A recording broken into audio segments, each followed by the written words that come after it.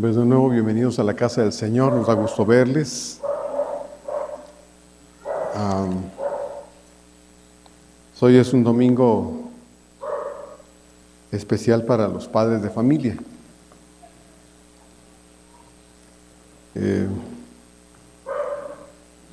Pero pues tenemos un Padre Celestial al cual debemos también honrar, ¿verdad? Y es una buena decisión siempre estar en la casa del Señor y poder compartir entre nosotros la adoración a ese Padre bueno que no va a dejar de ser quien es, gracias a Él.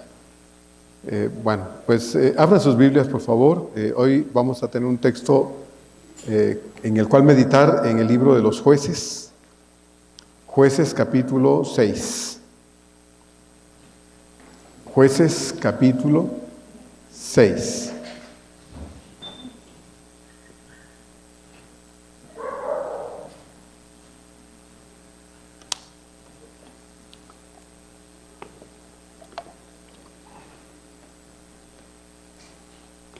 Jueces capítulo 6.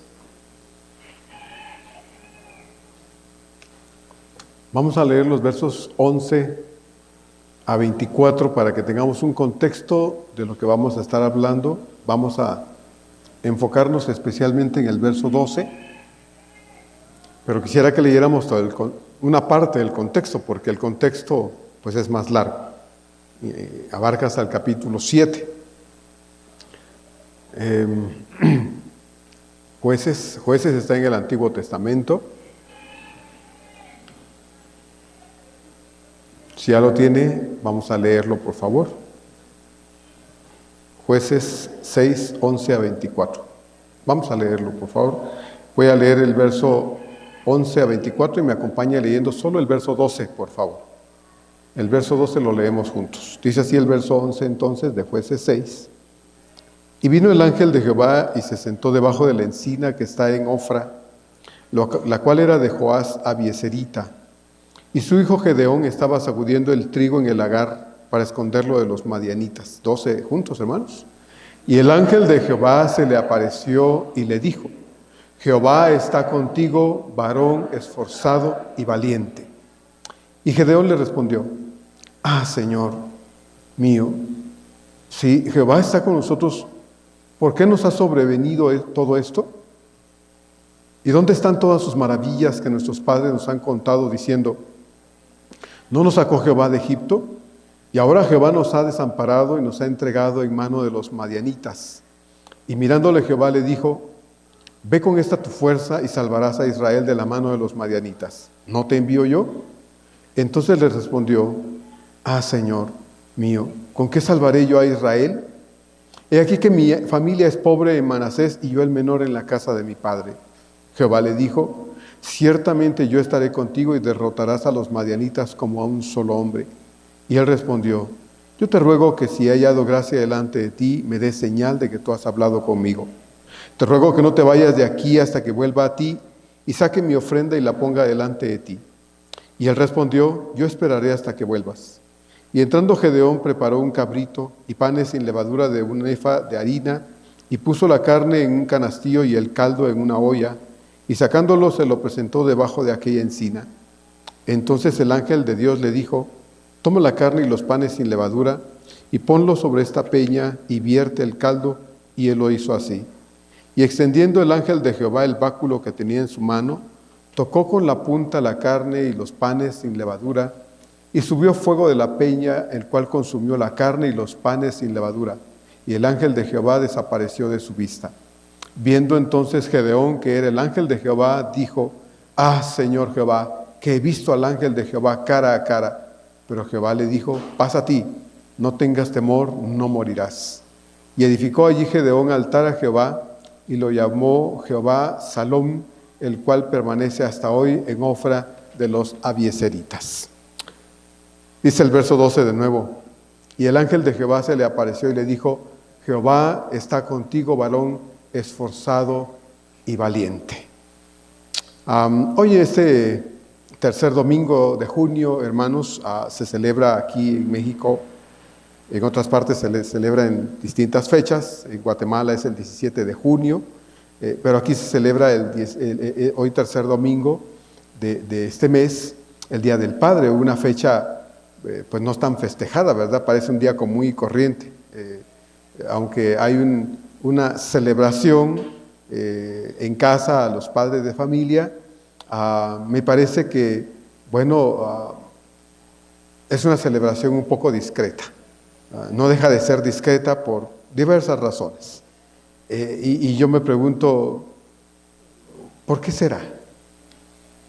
¿Por qué será que la celebración del Día del Padre es casi pues algo no tan notorio, no pasa desapercibida, casi como si esa fecha no existiera, ¿no? La celebración? Y la pregunta es, ¿por qué? ¿Será porque no lo merecemos? Es una pregunta que yo me hacía. ¿Por qué el papá no es tan celebrado como lo es la mamá? Si comparamos las dos fechas, bueno, la fecha de celebración del Día del Padre tiende a ser una fecha un poco menos notoria. Me parece que la respuesta a las preguntas que se hicieron es un no.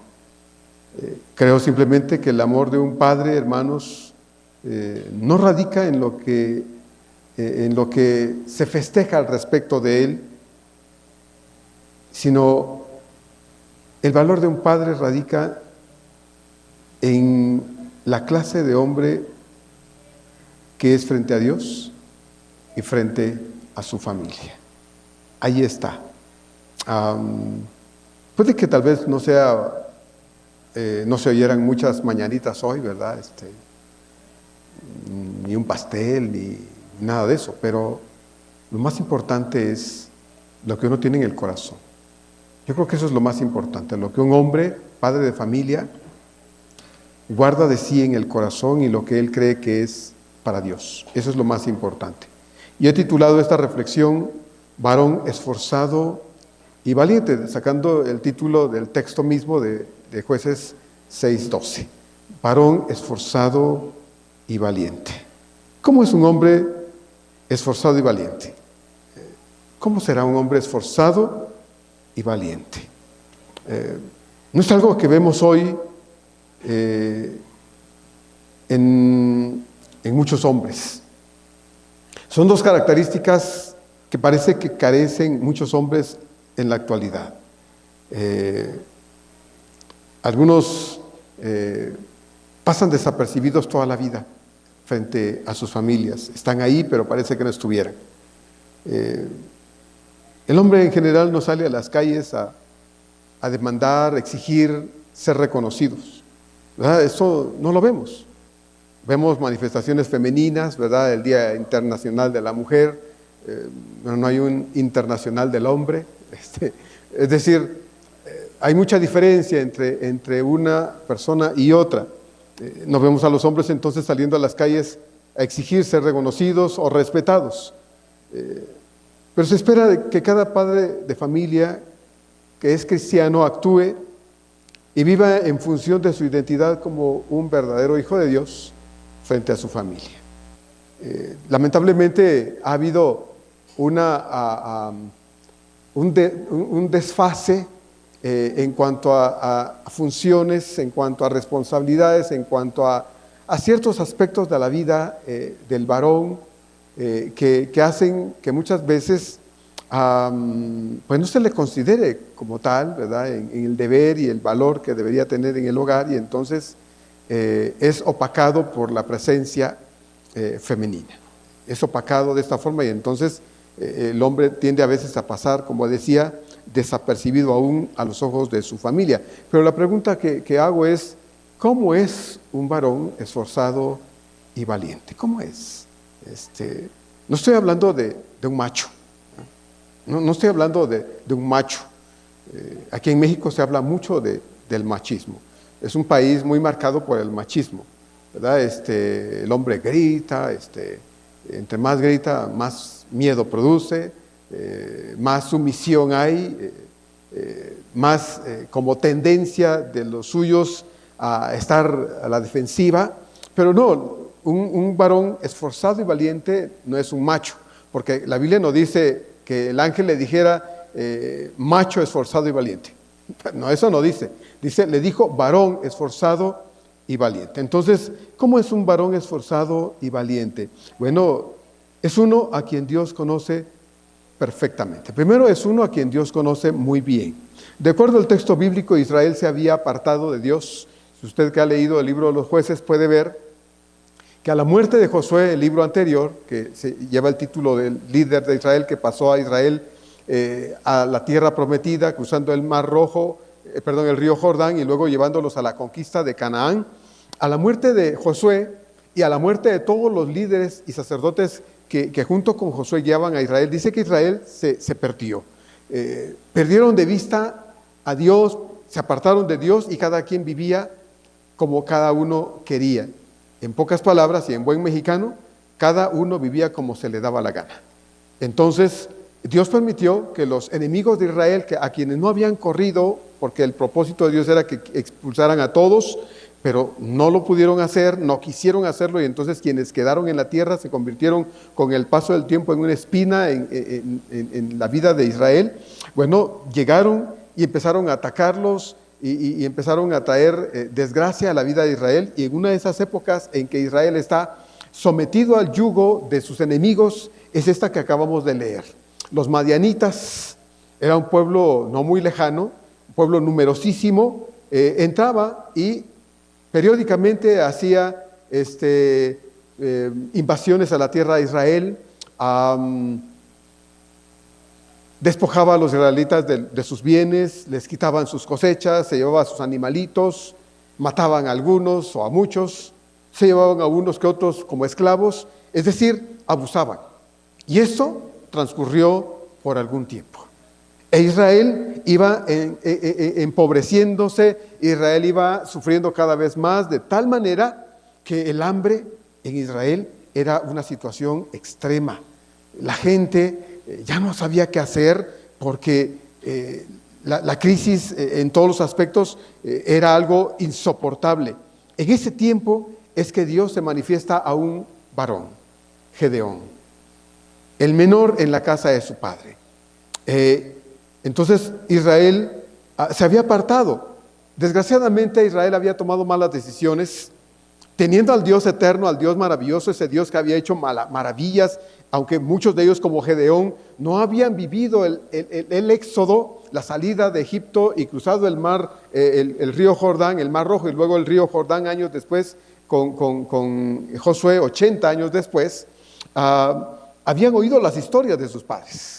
Sus padres habían contado una y otra vez, porque esta era una costumbre de generación a generación. Los padres les decían esto a sus hijos, y cuando los hijos crecían y tenían sus hijos, les contaban las mismas historias para que Israel nunca olvidara quién era su Dios. Gedeón la sabía, conocía la historia. Y por eso aquí en el texto Gedeón le dice a Dios, bueno, ¿y dónde está ese Dios del cual nuestros padres nos han hablado, que hizo maravillas, ¿verdad?, cuando los sacó de la tierra de Egipto? Bueno, solo lo sabía, pero no había visto Gedeón más que desgracia a su alrededor. Los últimos años para Gedeón habían sido una experiencia lamentable, solo había habido pura desgracia a su alrededor, y ahora que Dios se le presenta y le dice que puede Israel ser liberado de sus enemigos, a Gedeón le cuesta creerlo, le cuesta aceptar la palabra de Dios. Entonces,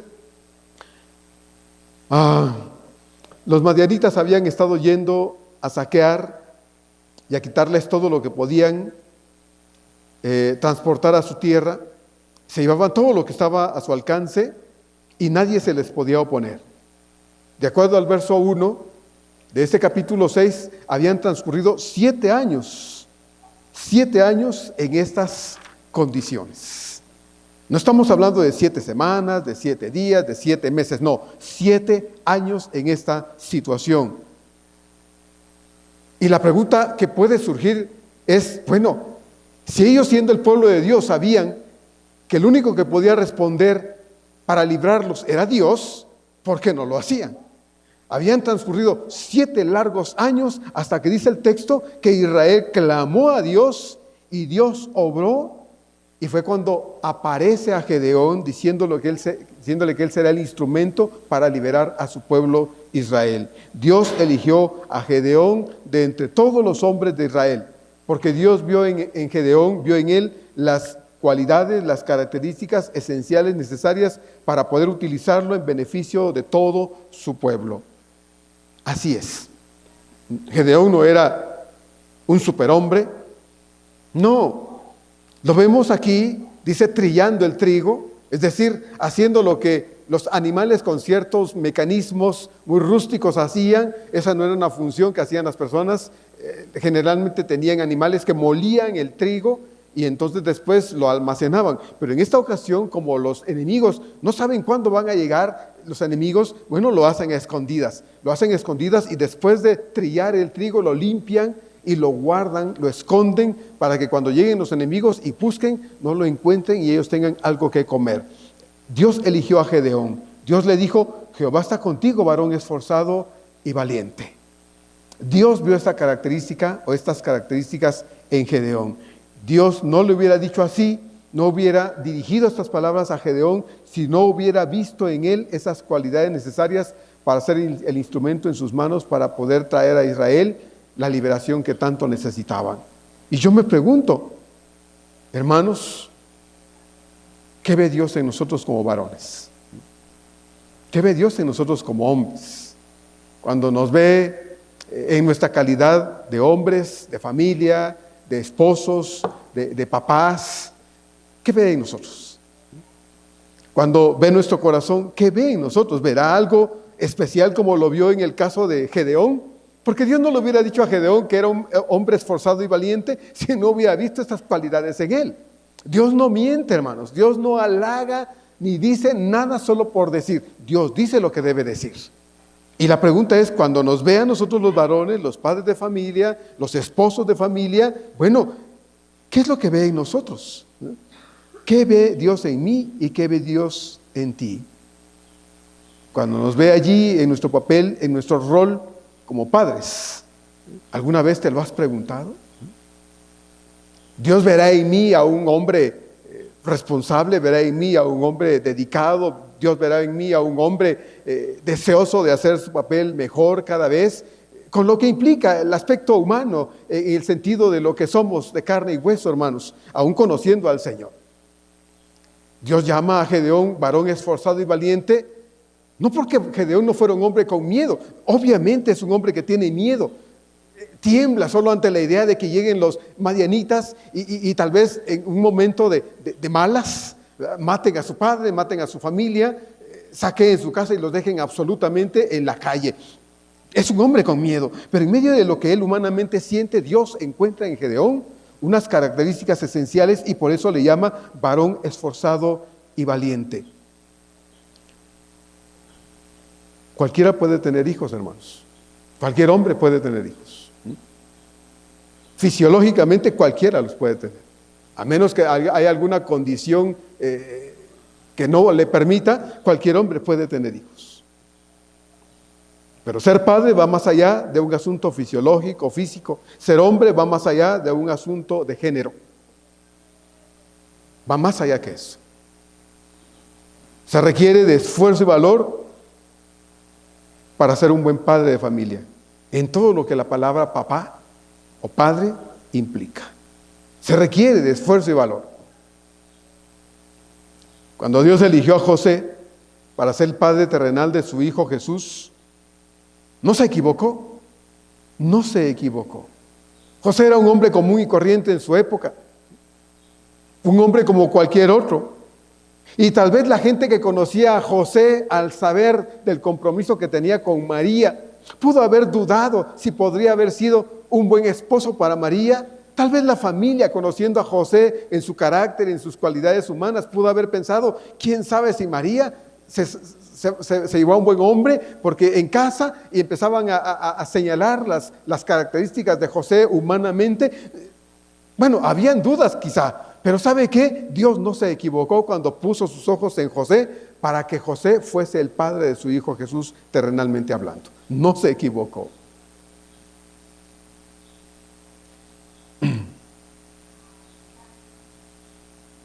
José era a los ojos de Dios aplicando estas mismas palabras, un hombre esforzado y valiente. Ese hombre esforzado y valiente que Jesús requeriría, necesitaría por su recorrido aquí en este mundo mientras viviera en su calidad de hijo en una familia. Siendo el Hijo de Dios, no se sublevó a la autoridad de José, no se sublevó ni se rebeló a la autoridad de su madre María. Al contrario, la Biblia dice en Lucas 2 que vivía sujeto a sus padres. ¿Sí? Sujeto. A veces a los hijos nos cuesta entender eso de estar sujetos a un padre que tal vez tildamos o señalamos, a veces incluso con sobrada razón, de irresponsable, de falto de las características de alguien a quien pudiese respetar, obedecer, incluso amar. Porque es la tendencia humana. ¿Cómo yo voy a obedecer a mi padre si es... Y decimos, ¿verdad?, cosas porque eso es lo que el papá es aparentemente. La Biblia no dice honra a tu padre, a menos si es un buen padre. No, dice honra a tu padre y honra a tu madre. Y es nuestro deber honrar a nuestro padre, sea que sea un buen padre o sea que no lo sea. Porque es el deber de todo hijo honrar a sus padres, no importa la situación de ellos. Es el deber de un hijo cristiano obedecer al Señor. Entonces, José fue un buen padre para Jesús, un excelente modelo de vida en todos los aspectos. La Biblia ya no habla más de José después de que regresan de Nazaret.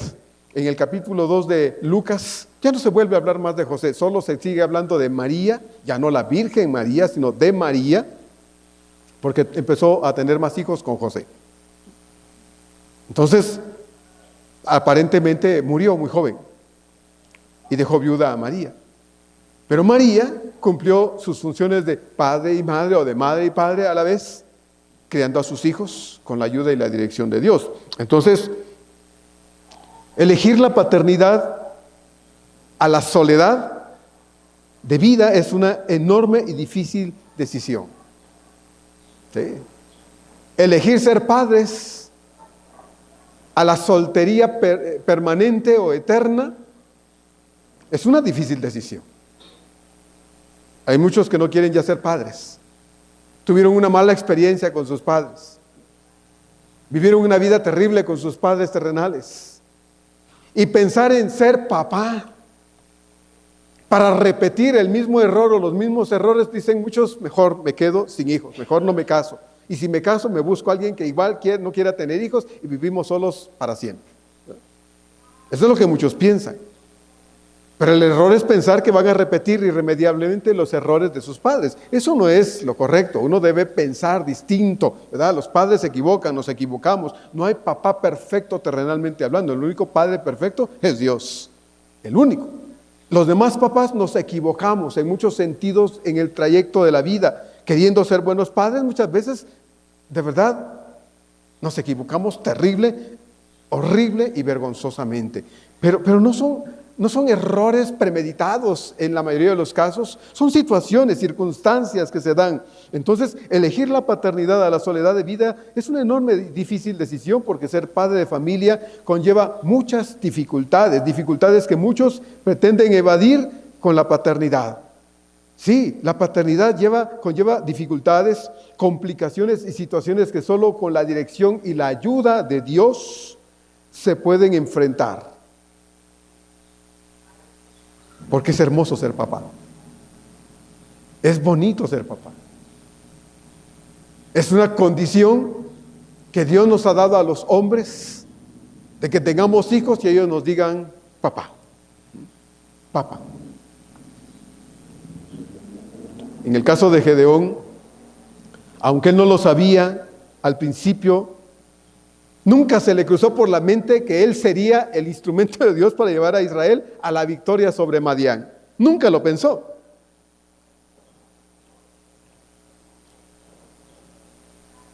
Madián les causaba, y con sobrada razón, hermanos, les causaba terror.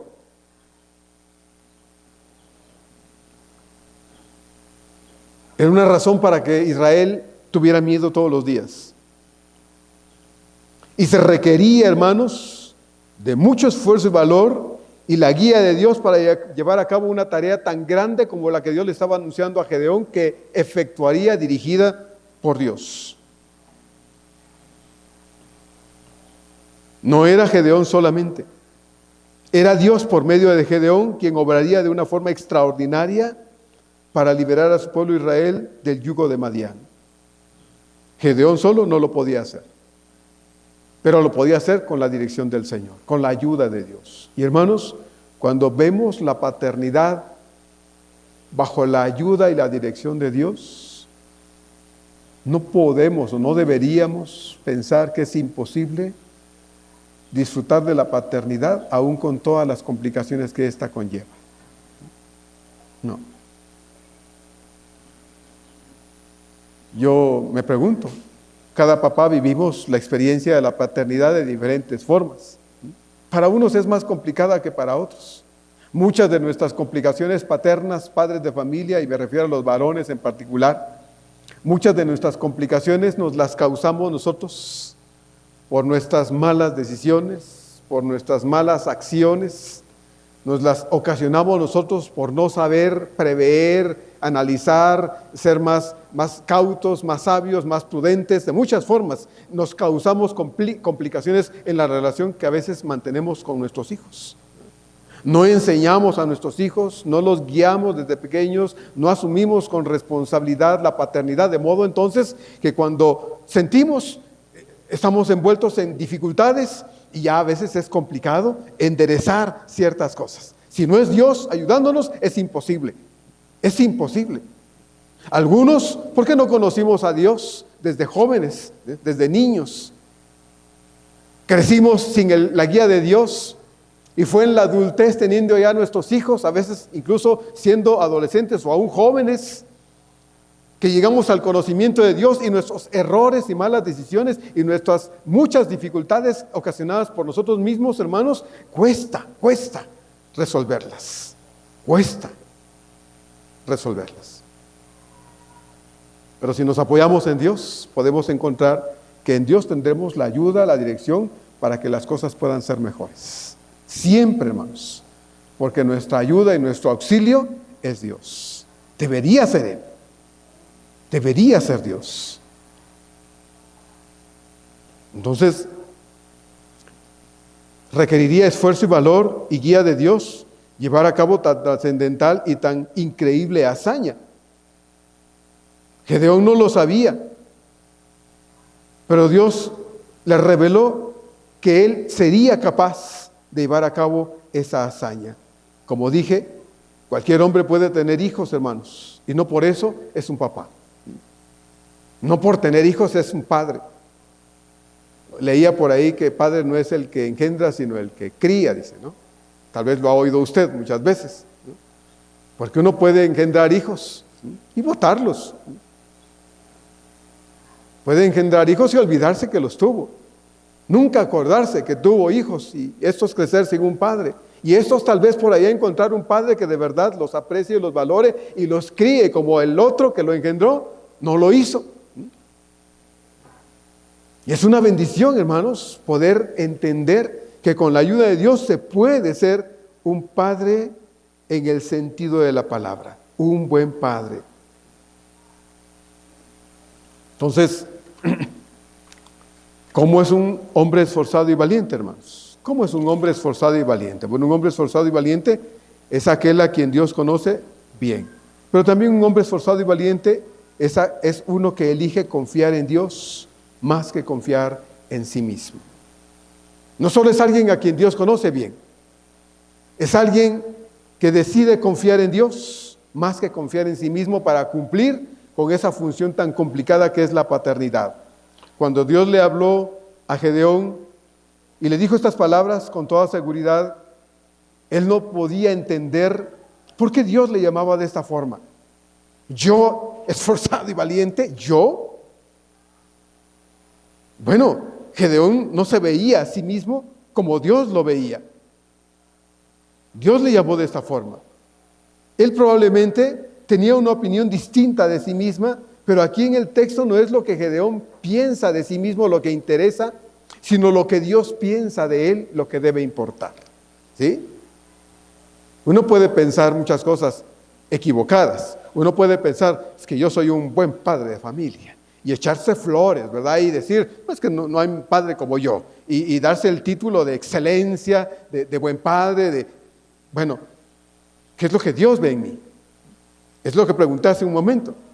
Cuando nos vemos como padres, ¿cómo nos vemos? ¿Sí? Pero lo que importa aquí es lo que Dios ve, hermanos. ¿Sí? Porque puede que yo me catalogue al contrario, un mal padre, un pésimo padre, y estar haciendo todo lo que esté en mis manos, a mi alcance, para procurar hacer lo mejor para mis hijos en todos los aspectos. Y Dios ver que en realidad no soy un mal padre, como pienso, sino un hombre con defectos, claro está, pero que está intentando ser un buen padre, y Dios bendice esos esfuerzos. Entonces, no es lo que Gedeón pensaba decir lo que importaba, sino lo que Dios pensaba de Gedeón, lo que debía importar.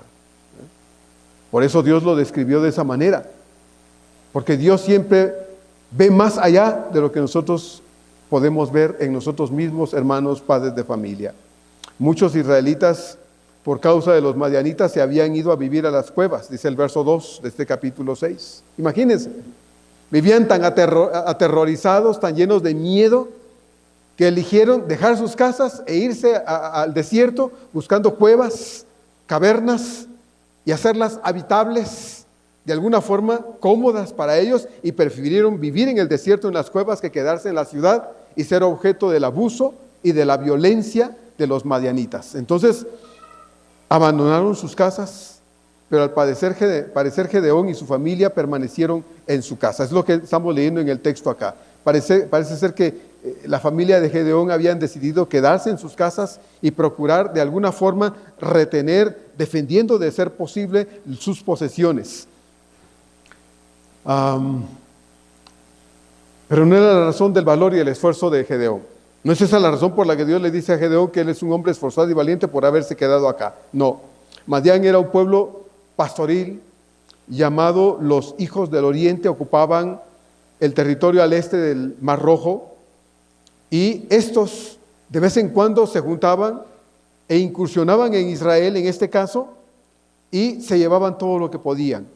Los israelitas con esfuerzo lograban reunir algunas cosas, y llegaban los madianitas y se los arrebataban todo. La situación económica de Israel era tan mala que ya no sabían qué hacer.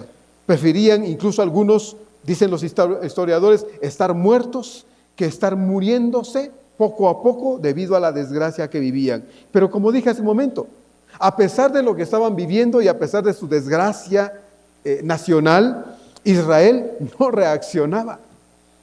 Tenían a Dios, conocían de Dios, sabían que ese Dios de la historia, de su historia, no había cambiado, porque aunque la situación que vivían era una desgracia verdadera, podían clamar a Dios, pero no lo habían hecho hasta ese momento.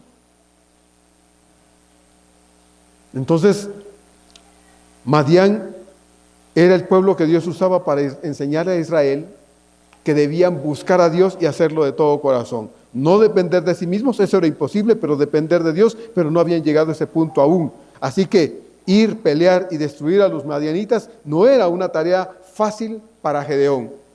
Él sabía las condiciones en que vivían y entendía el riesgo que había en la tarea que Dios le había puesto de ir y destruir a Madián. Pero Gedeón sabía que humanamente eso era imposible, pero si Dios lo estaba diciendo, entonces podía ser posible que Israel pudiese sacudirse el yugo de sus enemigos. Zacarías 4:6 nos recuerda esto. No con ejército ni con fuerza, sino con mi espíritu, ha dicho Jehová de los ejércitos. No con ejército ni con fuerza, sino con mi espíritu, ha dicho Jehová de los ejércitos. Así es que Gedeón tomó una decisión. Gedeón decidió apoyarse en Dios. Si Dios le estaba diciendo que lo podía hacer, entonces decidió creerle a Dios. Gedeón no dudaba de Dios.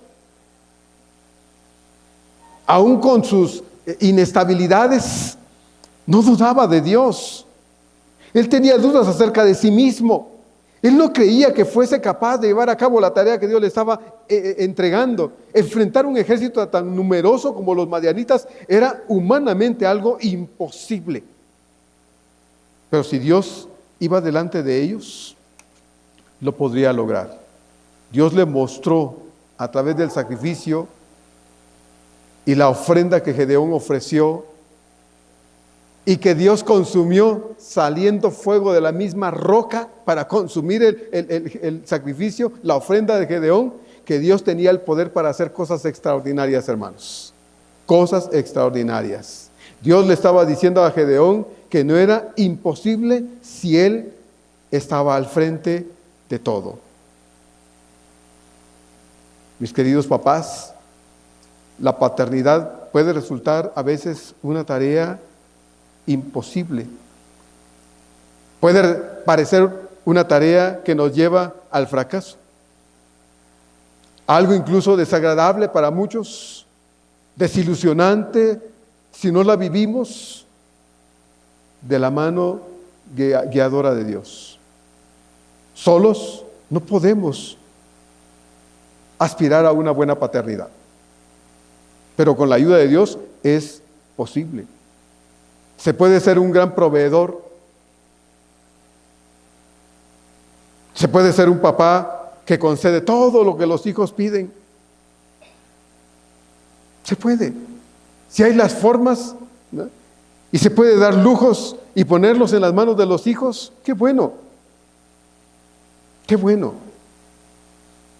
Pero si ese papá no está allí para los hijos cuando lo requieren, si no está ahí como papá para dar disciplina, si no está ahí como papá para aconsejar, si no está ahí como papá para dar de su tiempo, para dar amor, si no está ahí como papá para poner reglas y cuidar que éstas se cumplan en el hogar, si no está ahí para cuidar, si no está ahí para sacrificarse o simplemente estar allí con ellos cuando los hijos lo requieren, entonces, hermanos, papás, todo lo demás, aunque sean lujos, nos sirven. Nos sirven.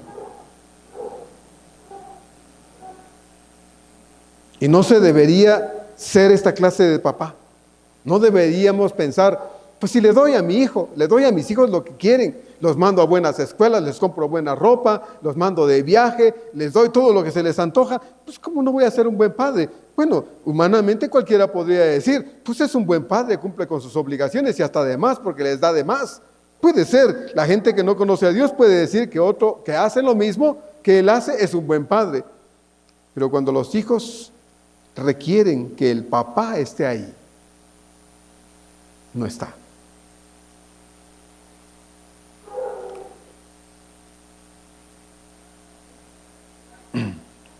Uno no puede ser un buen padre si no es con la ayuda y la dirección de Dios. Y no estoy diciendo que esté mal proveer cosas buenas. No estoy diciendo eso, hermanos. Yo creo que todo padre de familia se esfuerza para darle cosas buenas a sus hijos. Hay quienes vivimos nuestra niñez con escasez. Hay quienes vivieron su niñez con mucha escasez. ¿Sí? Y cuando llegan a adultos y gracias a Dios prosperan materialmente y pueden darle a sus hijos cosas buenas, se esfuerzan, y digo, es válido, claro que sí es válido. Yo no voy a mandar a mi hijo a una escuela pública, lo voy a mandar a una escuela particular para que le enseñen el inglés, le enseñen el francés, ¿verdad? Y lo hagan un hombre con una mujer, un hombre con las capacidades intelectuales distintas a las que yo no tuve, que se abra un mejor camino con menos dificultades de las que a mí se me ha hecho. Lo voy a preparar, le voy a dar. Sí, está bien todo eso. Yo no estoy diciendo que no está mal proveer y aún dar cosas buenas a los hijos. La Biblia dice que el padre de familia que no provee a su casa es peor que un incrédulo. Si un hombre cristiano, pudiendo darle cosas buenas a sus hijos, a su familia, no lo hace, es peor que un incrédulo. Entonces no está en el hecho de dar algo bueno a sus hijos el conflicto. No ese es el problema, porque no está mal dar cosas buenas a los hijos si es posible, pero el mejor y más valioso bien que podemos otorgar es guiarlos, hermanos, padres de familia, guiarlos y estar para ellos lo más y mejor posible. Porque la ausencia paterna es criminal en la vida y corazón de muchos hijos. Hoy vemos a muchos hijos solos. No porque no tengan padres, es decir, papá y mamá, sino porque en el afán de trabajar para darles lo mejor materialmente se ausentan de la vida de los hijos. No están ahí para sus hijos, están ausentes. Pasando por alto que lo más importante no es llenar de lujos a sus hijos, sino llenarlos de amor, darles atención, mostrar interés por todo lo que los hijos necesitan afectivamente, emocionalmente y sobre todo espiritualmente. Solo con la ayuda y la dirección de Dios podemos ser los papás que nuestros hijos necesitan en el desarrollo de su vida, porque en nosotros, como hombres, hermanos, no hay los elementos suficientes para ser los papás que sin duda alguna queremos ser, pero en Dios sí lo hay.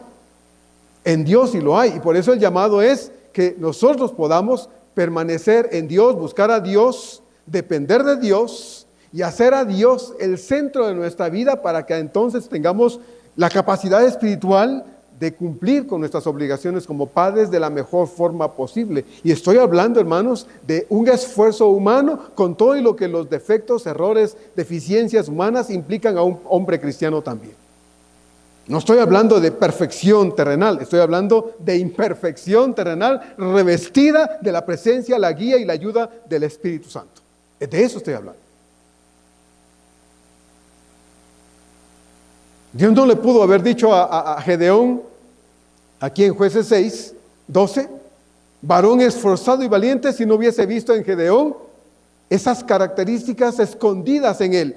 Por fuera estaba asustado, sí, tenía miedo igual que cualquier otro hombre de su época, claro que sí. No tenía hijos, parece ser, era un hombre soltero, era el menor en la casa de su padre, es probable que no tuviera una familia aún, pero probablemente la tendría porque era la función de un padre judío, ¿verdad? Tener una familia y tener hijos. Por fuera con miedo, pero por dentro Dios le dice, eres un hombre esforzado y valiente. Así es que levántate y haz lo que te toca que hacer. Hermanos varones, ¿cómo es un hombre esforzado y valiente? Es uno que también elige ser bendición en su casa y no otra cosa. Uno debe tomar decisiones. Gedeón pudo haberse negado a obedecer la orden de Dios, pudo haberle dicho, mira Señor, pues yo no sé ni por qué me dices que soy esforzado y valiente, porque soy un manojo de terror. Desde los pies hasta la cabeza tiemblo solo de pensar que pueden venir estos enemigos y pueden quitarme la vida y matar a mis padres, matar a mi familia, matarme a mí, quedarse con todo lo que tenemos.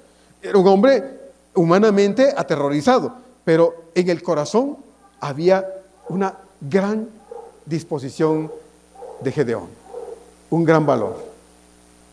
Era un hombre esforzado y valiente, de verdad lo era.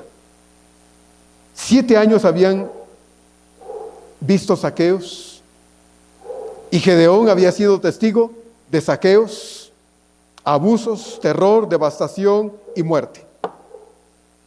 Eso es lo que había visto Gedeón por 7 años. ¿Cómo ahora de buenas a primeras él sería quien destruiría a Madián? ¿Cómo está eso?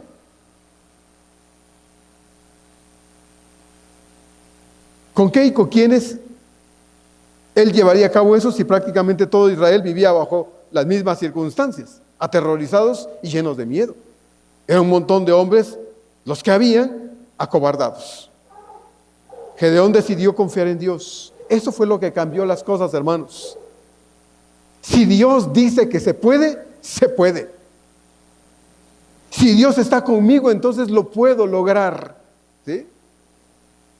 Si nos hemos equivocado como padres, necesitamos buscar a Dios y encontrar en Dios, ¿en qué me he equivocado? ¿Cuáles son mis errores? Y procurar corregirlos de la mejor forma posible. Gedeón decidió confiar en Dios, no en sí mismo, porque si Dios lo enviaba a tan complicada tarea, también ahora sabía que lo podría lograr. Antes de esto, Gedeón ni siquiera tenía idea de que podían librarse del yugo de Madián. Pero ahora no solo lo sabía, ahora sabía que Él sería el medio por medio del cual Dios libraría a Israel de Madián. No con espada, sino con ejército, dice el Señor. Y se lo debemos creer. La paternidad perfecta no existe, hermanos. Por mucho que nos esforcemos para ser padres perfectos, jamás lo vamos a lograr. No, porque la paternidad perfecta no existe. Solo existe la paternidad responsable, que procura con la bendición de Dios hacer las cosas lo mejor posible.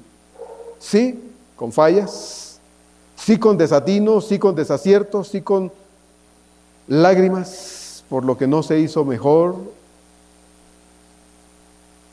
sí con el dolor en el corazón por los errores que muchas veces arrastraron a nuestros hijitos con nosotros. Sí. Porque la correcta paternidad es aquella en la que uno elige ser un papá guiado por Dios. En la fuerza y la dirección que solo Dios, a través de su preciosa palabra, nos puede otorgar. Esa es la correcta paternidad, hermanos. Y no está mal que se esfuerce por ser un buen padre, que nos esforcemos por ser mejores papás cada día. No está mal en ello, pero nunca vamos a lograr la perfección. Vamos a lograr hacer las cosas un poquito mejor. Un poquito mejor. Gedeón no habría podido enfrentar a sus enemigos, los madianitas, si no hubiera confiado en la sabiduría y la guía de Dios en todo lo que hizo. Lea usted el texto. Él hizo una convocación. Después de que Dios le mostró a Gedeón, primero con el sacrificio y la ofrenda que presentó y en la que Dios sacó fuego de la roca seca y consumió el holocausto, después Gedeón le dijo: Señor, no te enojes, mira, yo necesito estar seguro de que lo que tú me estás diciendo viene de ti, no es algo que estoy alucinando, y le pidió la prueba del velloncito, ¿verdad? Primero le dijo que todo esté seco y el velloncito esté mojado. Al otro día exprimió del velloncito, dice, un tazón, y todo estaba seco alrededor. Y Gedeón le dijo a Dios: Señor, perdóname si insisto una vez más, pero necesito seguridad de que lo que voy a hacer no es algo que a mí se me ocurrió, no es una alucinación en mi condición cobarde, humana, miedosa, humana, sino en la condición de un hombre que está siendo guiado por Dios. Y le dijo: ahora, Señor, te pido lo contrario, que mañana el vellón esté seco y alrededor esté mojado. Y cuando Gedeón se levantó al otro día, sucedió como le pidió a Dios. Todo estaba empapado alrededor, el suelo, la tierra, y el velloncito estaba seco. Y entonces Gedeón supo: esto es cosa de Dios, no mía. Y se fue. Y convocó a Israel. ¿Sabe cuántos hombres respondieron? Dice la Escritura que respondieron 32,000 israelitas. 32,000 hombres respondieron.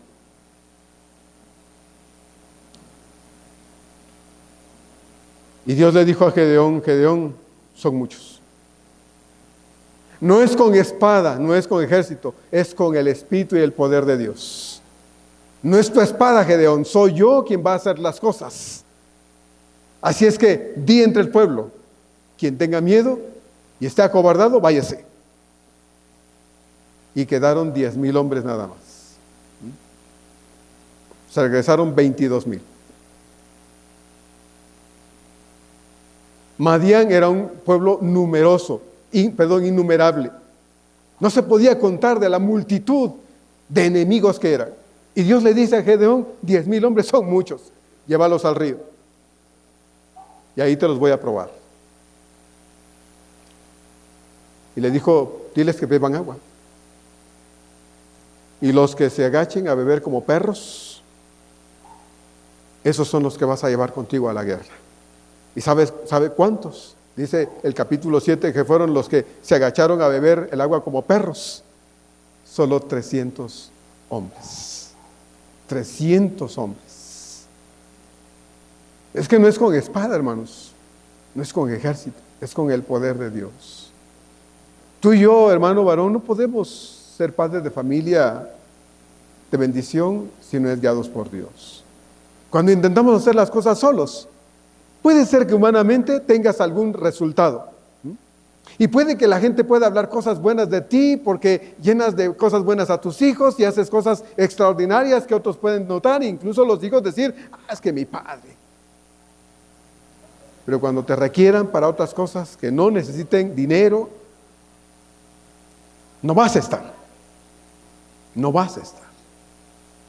Y lo que Dios requiere de nosotros es que seamos padres entregados a nuestros hijos y dándoles las cosas que realmente son más valiosas que las cosas materiales que el dinero puede comprar.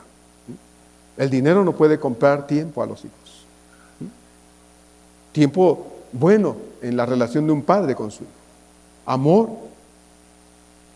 Mostrarle reglas, enseñarle a respetar reglas, enseñarle a respetar y amar y conocer a Dios.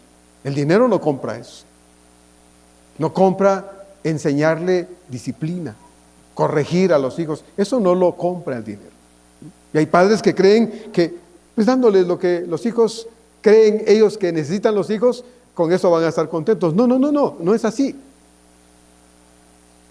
Es en el poder de Dios. Es en la gracia de Dios que nosotros como padres podemos cumplir efectivamente con este papel tan complicado. 300 hombres fueron los que Dios utilizó para derrotar a Madián.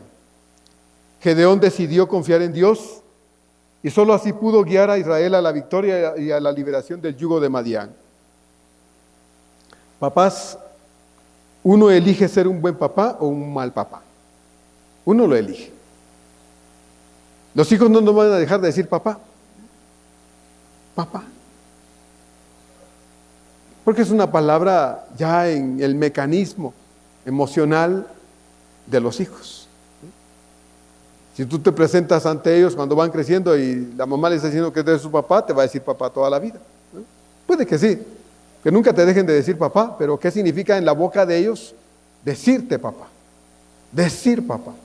No es una expresión que a veces venga del corazón, necesita venir del corazón para que la palabra papá pueda simbolizar, representar, significar para ellos todo lo que el papá debe ser para un hijo. Uno elige ser un buen papá o un mal papá. Ser un mal papá es fácil.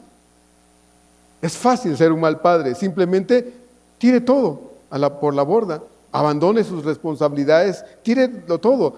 Váyase. Muchos lo hacen. Lo cual no indica, por supuesto, que estén haciendo bien. De ninguna manera. Elegir ser un buen padre implica todo lo contrario. Porque para hacer bendición y no otra cosa, hay que esforzarse para traer alegría, paz, enseñanza, seguridad, confianza, cuidado, amor y tantas otras cosas más en la vida de nuestros hijos, hermanos varones. Y a muchos les parece demasiado esfuerzo. A muchos les parece que es demasiado lo que se demanda en esta posición, en esta función en la familia. Por eso dije hace rato que muchos dicen, yo mejor no voy a tener hijos. ¿Para qué? ¿Para qué? A veces porque el resultado de las malas experiencias dentro de la familia los llevan, cuando crecen, a pensar, no vale la pena traer hijos a este mundo para hacerlos sufrir. Bueno, pues esa va a ser tu elección. ¿Ya? Hay padres que no tuvieron la luz de Dios y la guía de Dios para ser mejores padres. Y como los criaron, así nos criaron al principio. A veces con groserías, con golpes, con muchas cosas. Pues no sabían, porque no conocían. No conocían esto. Pero tú y yo que conocemos la luz de Dios, ¿por qué no vamos a ser mejores padres? ¿No? ¿No te parece? Es nuestra elección. Entonces, hay que esforzarse para traer las cosas que de verdad son valiosas a la vida de los hijos. Y como dije, a muchos les parece mucho esfuerzo, demasiada demanda, tener que suplir estas cosas, que sí son valiosas por todo aquello que no lo es. Por eso muchos prefieren sacar la chequera y aquí está, mira, te doy lo que quieras, pero lo que menos quiero es que me estén llamando porque me estás metiendo en problemas. Eso es lo que dicen muchos. Mira, haz lo que quieras, ve a donde quieras, vive como tú quieras mientras no me metas en problemas. ¿Qué cosas, no? Así dicen muchos padres de familia. Entonces, ser un buen padre de familia es más que tener el título, hermanos. Es la experiencia en la vida y la relación que tenemos con nuestros hijos, tratando de hacerlo mejor, primero para la gloria de Dios y luego para el beneficio de ellos. Para el beneficio de ellos. Entonces,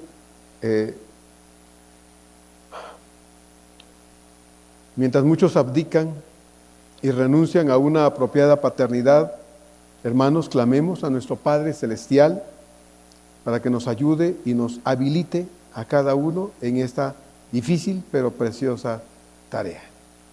¿Le parece? Clamemos a Dios y digámosle: Señor, quiero ser un mejor padre de familia. Quiero funcionar mejor para la gloria tuya y para bendición de mis hijos. Si aún estamos, si aún vivimos, no es casualidad, es una bendición que Dios nos da el tener hijos y poderlos amar y esforzarnos para que puedan ser hombres y mujeres que honren a Dios, ¿verdad? Ojalá, y nos esforcemos en ello. Como dije hace un rato, a veces hay quienes llegamos al conocimiento de Dios a una edad adulta con hijos que ya no es fácil moldear sus vidas, ya crecieron, pero si hay oportunidad, hagamos un esfuerzo por hacer las cosas bien, por corregir en nosotros muchas cosas que no están bien, que solapamos en nosotros y que obviamente se solapan en la vida de los hijos. Así es que procuremos corregirnos nosotros con la ayuda de Dios para que tengamos la capacidad de corregir a nuestros hijos también. Hermanos varones, que Dios les bendiga, que guíe nuestra vida, nos ilumine con la luz de su palabra para poder ser bendición y no otra cosa. ¿Sí? Que Dios nos ayude en esta tarea tan complicada, porque se acaba hasta que nos morimos. ¿Sí? Hasta que nos morimos se acabó. Que Dios nos ayude. Vamos a orar.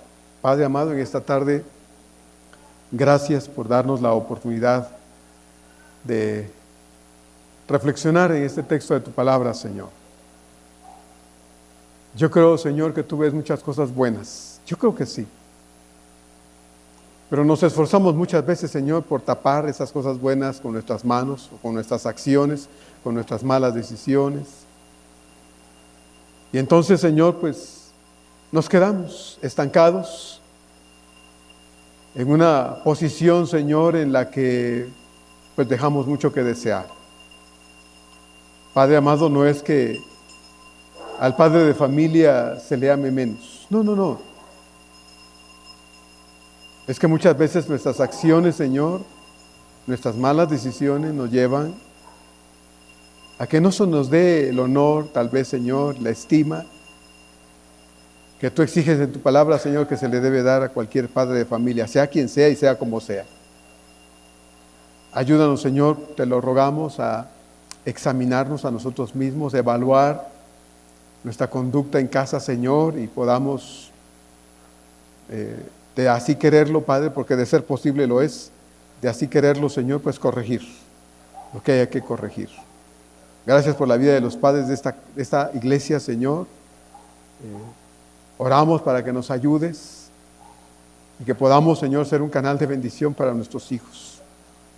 Deseamos que cuando ellos crezcan, Señor, sean papá o mamá, puedan recordar cosas buenas en su relación con nosotros, Señor, y de cómo fuimos bendición en sus vidas y no tropiezo, no obstáculos en la vida de ellos. Ojalá, Señor, que corrijamos nosotros, porque aún es tiempo lo que haya que corregir y mejorar lo que haya que mejorar. En tu nombre es posible, porque de acuerdo a tu palabra, somos varones esforzados y valientes. Yo creo que sí. Gracias, Señor. En el nombre de Jesús. Amén. Amén.